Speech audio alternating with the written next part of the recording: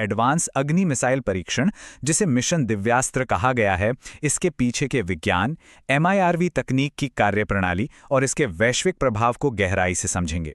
ये कोई साधारण टेस्ट नहीं था, ये एक ऐसा कदम था जिसने मिसाइल तकनीक की पूरी कहानी ही बदल दी है। आज हम इस चर्चा में इन मुख्य बिंदुओं पर बात करेंगे।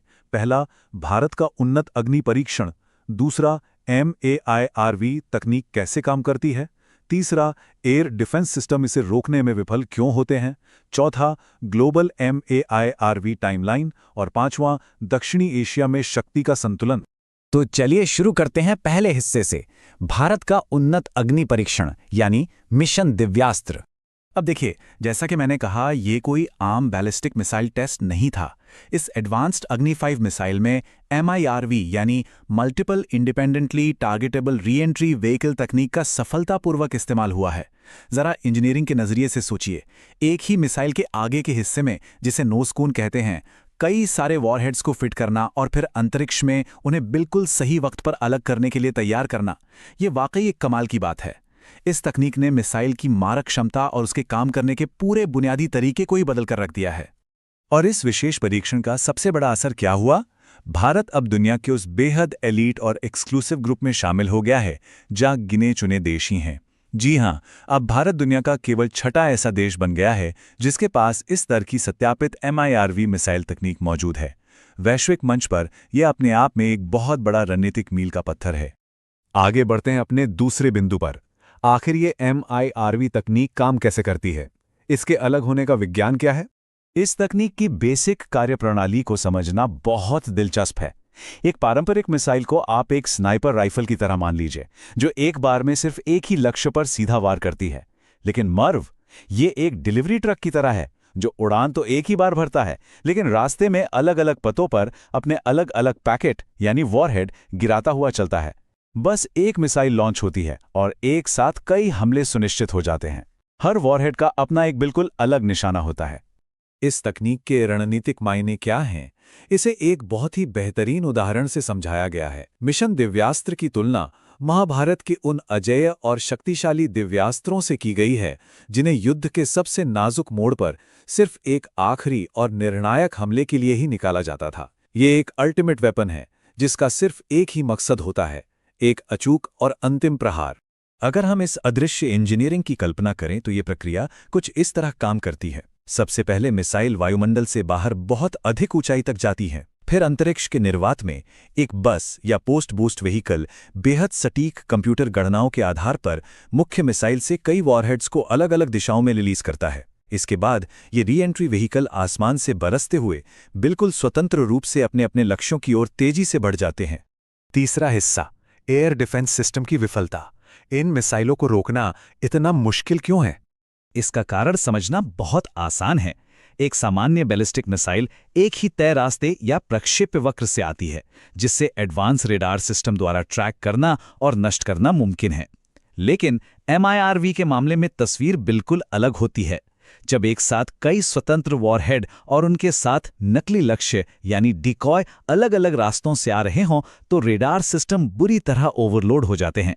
कंप्यूटेशनल दबाव इतना बढ़ जाता है कि रक्षा प्रणालियां सिर्फ अनुमान लगाने पर मजबूर हो जाती हैं कि किसे पहले रोका जाए, और इसी कंफ्यूजन में वो अंततः विफल हो जाती हैं।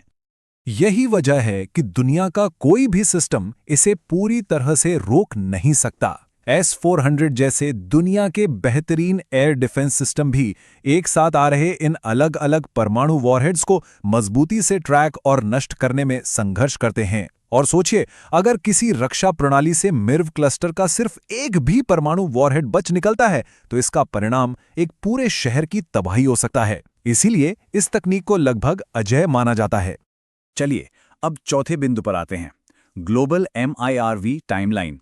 ये एक्सक्लूसिव क्लब आखिर बना कैसे? इस सफर की शुरुआत 1970 के दशक में हुई थी, जब USA ने पहली बार इस MIRV तकनीक का परीक्षण किया था। उस शुरुआती दौर में कितने ट्रायल एंड एरर्स और जोखिम रहे होंगे, इसका बस अंदाजा ही लगाया जा सकता है। उसके बाद के दशकों में रूस, चीन, फ्रांस और UK ने इस तकनीक को विकसित किया और इसे परफेक्ट बनाया। और अब दशकों बाद 2024 में भारत का ये आधुनिक परीक्षण एडवांस कंप्यूटर सिमुलेशन और प्रिसिजन इंजीनियरिंग का एक बेजोड़ नमूना है। इसी के साथ भारत सत्यापित क्षमताओं वाला दुनिया का छठा देश बन गया है। वैसे इन 6 प्रमुख देशों के अलावा भी कई देश इस क्षमता को हासिल करने की पूरी कोशिश कर रहे हैं। इजराइल अपने जेरिको 3 को विकसित करने का दावा करता है, जो अभी असत्यापित है। उत्तर कोरिया को लेकर रिपोर्ट्स हैं कि वे अभी विकास के चरण में हैं, और पाकिस्तान अपनी अबाबील मिसाइल का परीक्षण करने का दावा करता है। ये सभी प्रयास साफ तौर पर ये बताते हैं कि अंतर्राष्ट्रीय स्तर पर हर कोई इस अल्टीमेट मिलिट्री पावर को हासिल करना चाहता है। और अब हमारा 5वां और आखिरी बिंदु, दक्षिण एशिया में शक्ति संतुलन और क्षेत्रीय प्रतिरोध में आया ये बड़ा बदलाव। अगर हम निष्पक्ष रूप से इस क्षेत्रीय परिदृश्य और डेटा का विश्लेषण करें तो एक बहुत बड़ा और स्पष्ट अंतर सामने आता है। एक तरफ भारत का अग्नि 5 है, जिसकी स्थिति सत्यापित विजुअल डेटा और अंतर्राष्ट्रीय मान्यता पर आधारित है।